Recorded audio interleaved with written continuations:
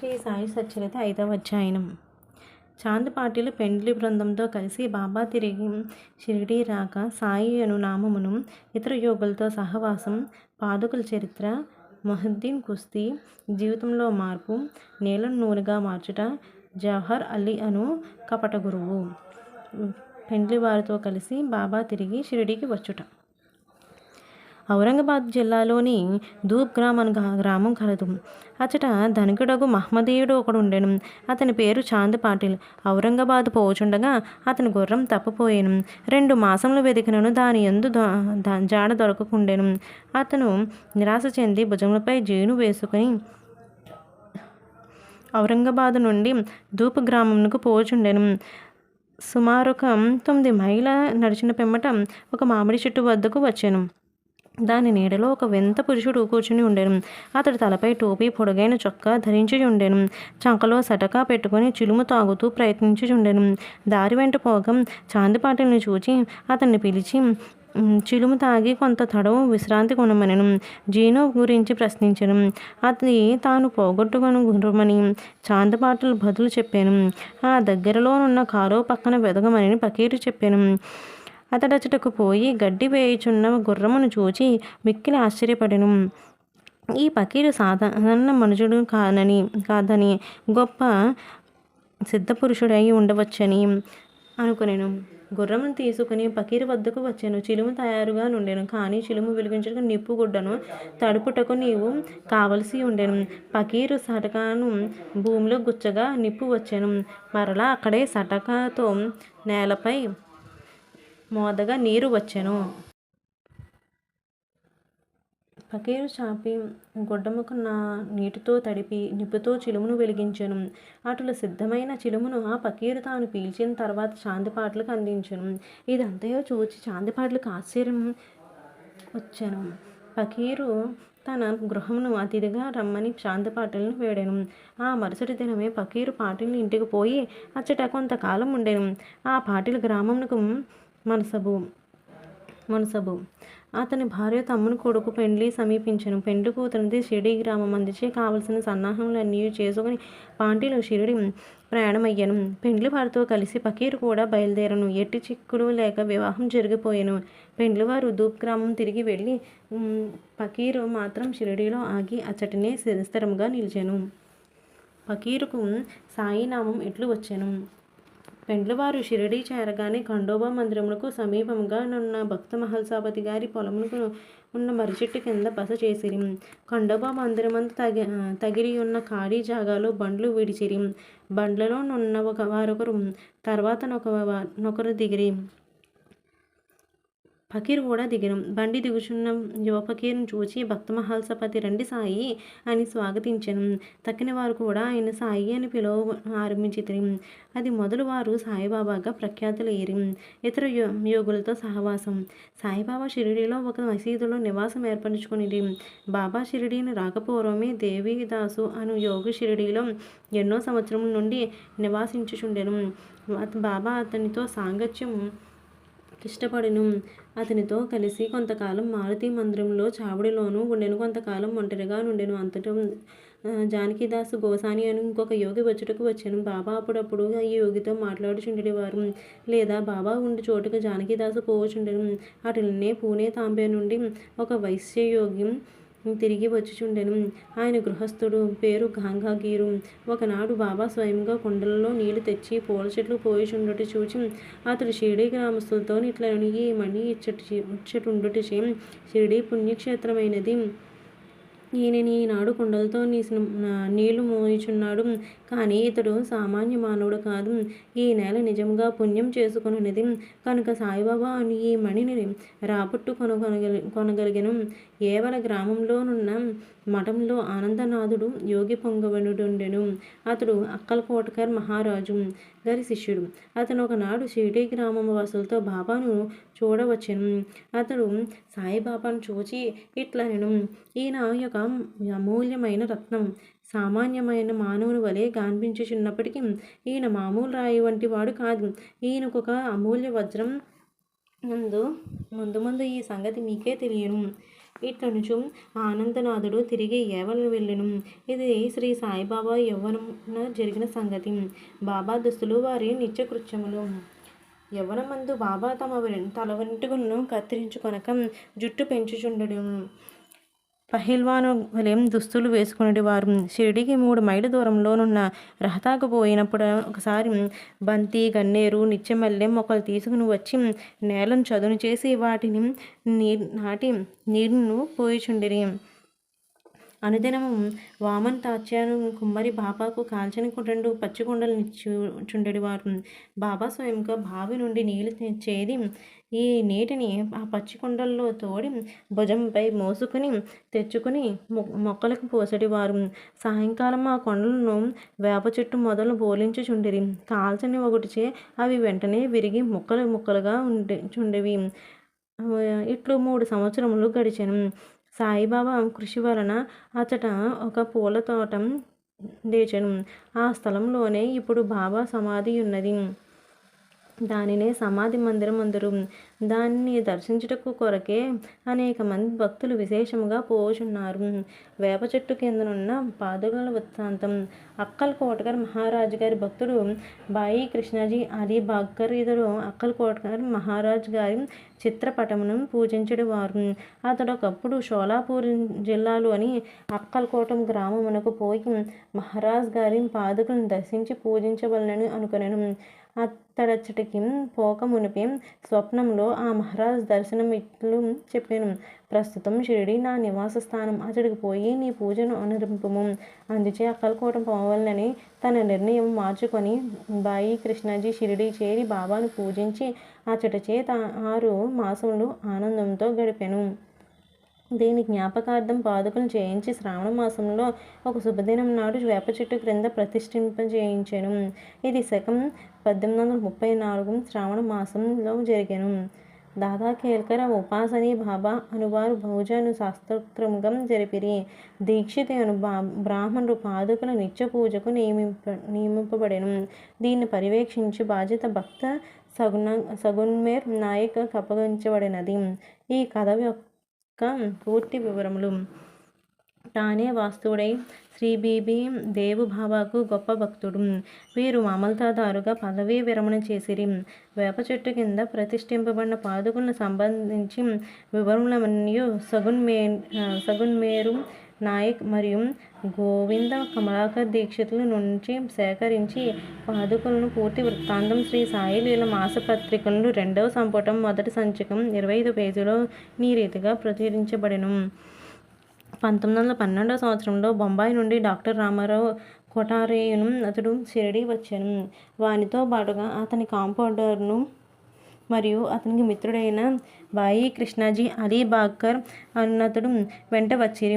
షిరిడీలో వారు సగున్మేరు నాయక్కు జీకే దీక్షిత్కు సన్నిహితులైరి. అనేక విషయములు తమలో తాము చర్చించుకున్నప్పుడు సంభాషణ వశాత్తు బాబా ప్రప్రథముగా షిరిడి ప్రవేశించి వేప చెట్టు కింద తపస్సు చేసిన దాన్ని జ్ఞాపకార్థం బాబా పాదుకలు ఆ వేప చెట్టు కింద ప్రతిష్ఠించవలనని నిశ్చయించుకునిరి. పాదుకలను రాతితో చెక్కుటకు నిర్ణయించిరి. ఈ సంగతి డాక్టర్ రామారావు కొఠారేకు తెలిపినచో ఆయన చక్కని పాదుకలను చెక్కించెదరని బాయి కృష్ణాజీ మిత్రుడైన కాంపౌండర్ సలహానిచ్చెను. అందరూ ఈ సలహాను సమ్మతించిరి. అప్పటికి బొంబాయి తిరిగి వెళ్ళిన డాక్టర్ గారు ఈ విషయం తెలియపరిచిరి. వారు వెంటనే మరలా షిరిడీ వచ్చి పాదుకలను నమూనా వ్రాయించిరి. ఖండోబా మందిరమందున్న ఉపాసనీ మహారాజ్ వద్దకు పోయి తాము రాసిన పాదుకల నమూనాను చూపిరి. శ్రీ ఉపాసని దానిలో కొన్ని మార్పులను చేసి పద్మం, శంఖం, చక్రం మొదలగునవి చేర్చి బాబా యోగ శక్తిని, వేప చెట్టు గొప్పతనమును తెలుపు ఈ క్రింది శ్లోకమును కూడా చెప్పించమనిరి. ఆ శ్లోకమును సదా నింబవృక్షస్య మూలాదివాసత్ సుధాస్రావిణం తిక్తమప్యప్రియంతం తరుం కల్పవృక్షాదికం సాధయంతం నమామి స్వరం సద్గురుం సాయినాథం. ఉపాసని సలహాలను ఆమోదించి పాదుకలను బొంబాయిలో చేయించి కాంపౌండర్ ద్వారా పంపిరి. శ్రావణ పౌర్ణమి నాడు స్థాపన చేయమని బాబా ఆజ్ఞాపించెను. ఆనాడు 11 గంటలకు జీకే దీక్షిత్ తన శిరస్సుపై పాదుకను పెట్టుకుని ఖండోబా మందిరం నుండి ద్వారకామాయికి ఉత్సవంతో వచ్చిరి. బాబా ఆ పాదుకలను సృష్టించి అవి భగవంతుని పాదుకల్ని నుడివెడెను. వాని వేప చెట్టు మూలమున ప్రతిష్ఠింపబడి ఆదేశించెను. ఆ ముందు రోజు బొంబాయి నుండి పాస్తాస్తేటు అను పార్సీ భక్తుడు మనీ ఆర్డర్ ద్వారా 25 రూపాయలు పంపించియుండెను. బాబా ఆ పైకము పాదుక ప్రతిష్ఠయగు ఖర్చు నిమిత్తము ఇచ్చెను. మొత్తం 100 రూపాయలు ఖర్చయినవి. అందులో 75 రూపాయలు చందాల ద్వారా వసూలు చేసిరి. మొదట 5 సంవత్సరములు జీకే దీక్షిత్ ఈ పాదుకలను పూజ చేసెను. తర్వాత లక్ష్మణ్ కచేశ్వర్ అను బ్రాహ్మణుడు పూజ చేయుచుండెను. మొదటి 5 సంవత్సరములు నెలకు 2 రూపాయల చొప్పున డాక్టర్ కొఠారి దీపపు ఖర్చు నిమిత్తం పంపుచుండెను. పాదుకల చుట్టూ కంచె కూడా పంపెను. ఈ కంచెయు పై కప్పును కోపర్గాం స్టేషన్ నుండి షిరిడీ తెచ్చుటకు 7-8 రూపాయలు ఖర్చు సగున్ మేర్ నాయక్ ఇచ్చెను. మొట్టమొదట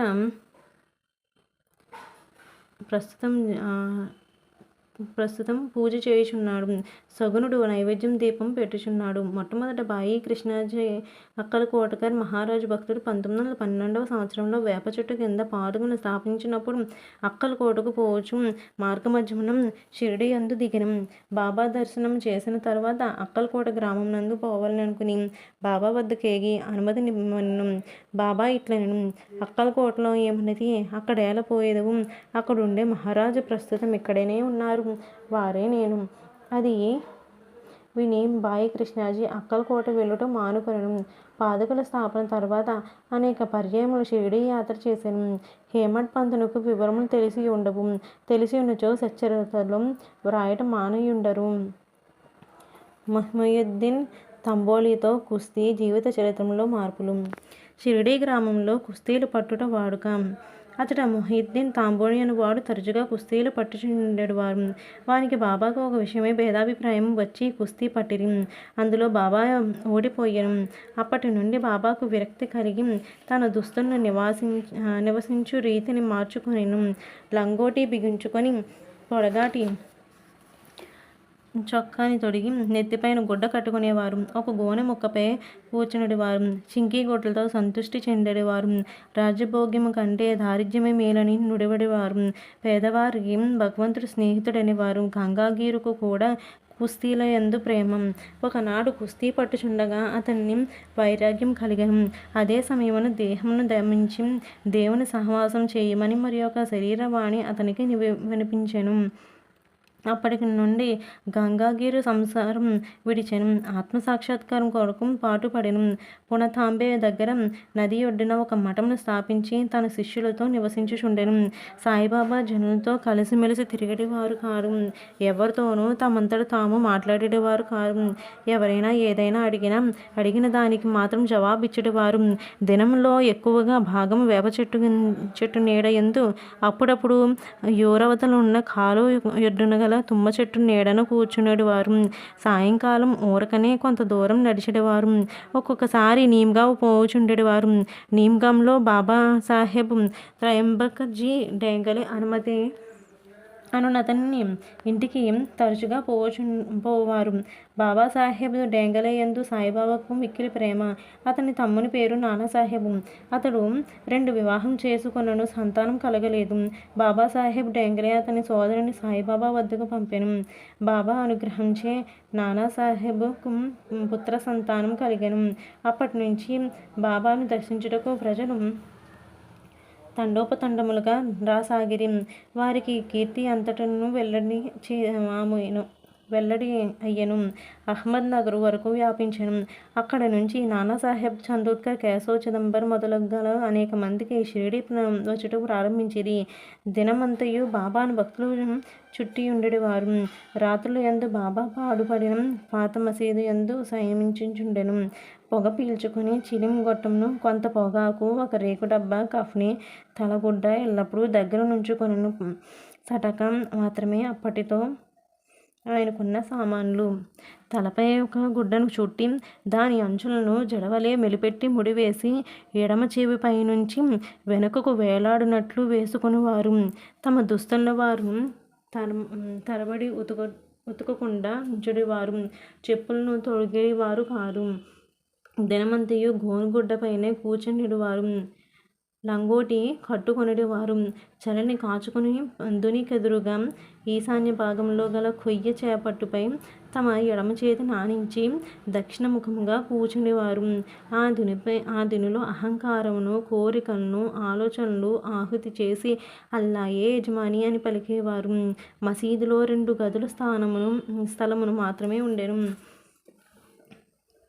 భక్తులందరూ అచటనే బాబాను దర్శించుచుండిరి. 1912 తదుపరి మసీదులో కొన్ని మార్పులు చేయబడినవి. పాత మసీదును మరామతు చేసి నేలపై నగిషీరాలు తాపన చేసిరి. బాబా ఈ మసీదుకు రాకపూర్వం తకియాలో రచ్చలో చాలా కాలం నివసించిరి. బాబా తమ కాలుకు చిన్న గజ్జలు కట్టుకుని సొగసుగా నాట్యం చేసేవారు. భక్తిపూర్వకంగా పాటలు పాడేవారు. నీళ్లను నూనెగా మార్చటం. సాయిబాబాకు దీపములన్నా చాలా ఇష్టం. ఊరిలో నూనెను విక్రయించు షావుకారులకు నూనె అడిగి తెచ్చి మసీదు నందు రాత్రి అంతయు దీపములు వెలిగించుచుండెడివారు. కొన్నాళ్లకు ఇట్లు జరిగాను. ఒకనాడు నూనె ఇచ్చు దుకాణములందరూ కూడబలుకొని బాబా నూనె ఇవ్వకూడదని నిశ్చయించుకొనిరి. బాబా వారి దుకాణములు ఎప్పటి వలె పోగా నూనె లేదనిరి. బాబా కలత చెందక వట్టి వత్తులు మాత్రమే ప్రమిదలో పెట్టి ఉంచిన. నూనె వ్యాపారులు ఆసక్తితో ఇదంతయు గమనించుచుండిరి. అడుగున 2-3 నూనె చుక్కలు మిగిలి ఉన్నవి. తమ రేకు డబ్బాలో నీటిని పోసి కలియబెట్టి ఆ నీటిని త్రాగివేసిరి. ఈ విధముగా ఆ రేకు డబ్బాలో నూనె అవశేషమును పావనం చేసిన పిమ్మట మరలా డబ్బాతో నీరు తీసుకొని ఆ నీటిని ప్రమిదల్లో నింపెను. దూరముగా నిల్చుని పరీక్షించుచున్న దుకాణదారులు విస్మయమొందినట్లుగా ప్రమిదలన్నీ తెల్లవారు దాకా చక్కగా వెలుగుచుండెను. ఇదంతయు చూసి ఆ షావుకారులు పశ్చాత్తాపడి బాబాను మన్నింపమని కోరిరి. బాబా వారిని క్షమించి ఇకపైనను సత్యం నంటి పెట్టుకొని ఉండవని హితవు చెప్పి పంపివేసిరి. జౌహర్ అలీ అను కపట గురువు.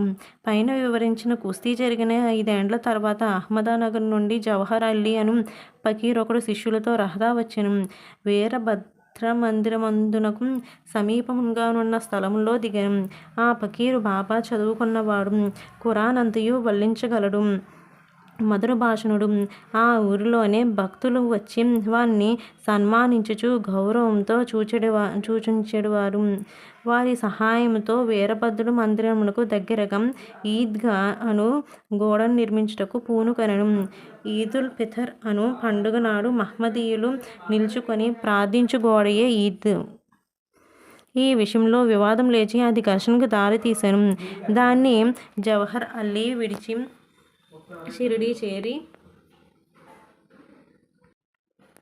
బాబాతో మసీదు నందు ఉండసాగాను. ప్రజలు వాని తీపి మాటలకు మోసపోయిరి.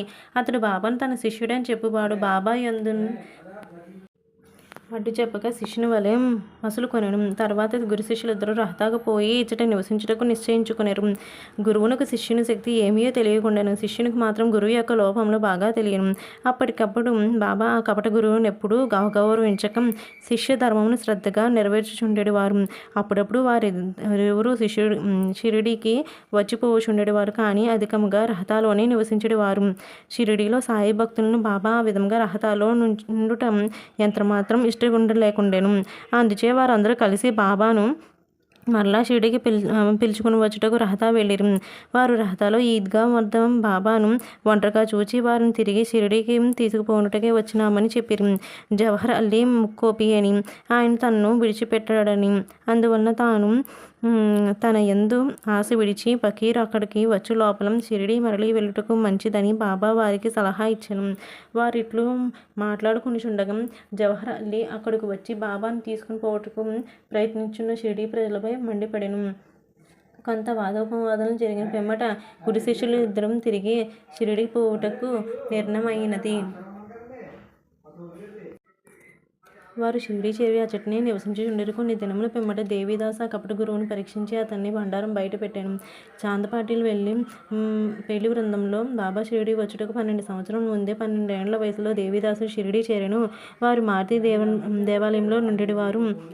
దేవిదాసు చక్కని సౌష్ఠవం తేజవంతమైన నేత్రములు కలిగి నిర్వామోహితులమైన తారము వలె జ్ఞాని వలె కనిపించుచుండెను.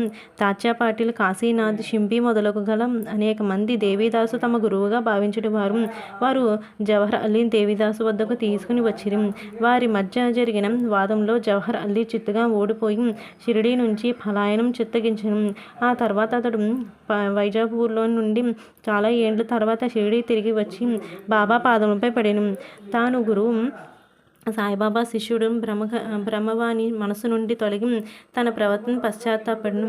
సాయిబాబా వాణ్ణి యథారీతిగా గౌరవంగానే చూచిన ఈ విధముగా శిష్యుడు గురువును ఎట్లు సేవింపవలను, ఎట్లు ఆకారములు విడిచి గురు శుశ్రూషను చూసి తదుకు ఆత్మసాక్షాత్కారం పొందవలను బాబా ఆచరణాత్మకంగా నిరూపించను. ఈ కథ భక్త మహల్సాపతి చెప్పిన వివరముల ద్వారా ఆధారంగా వ్రాయబడినది.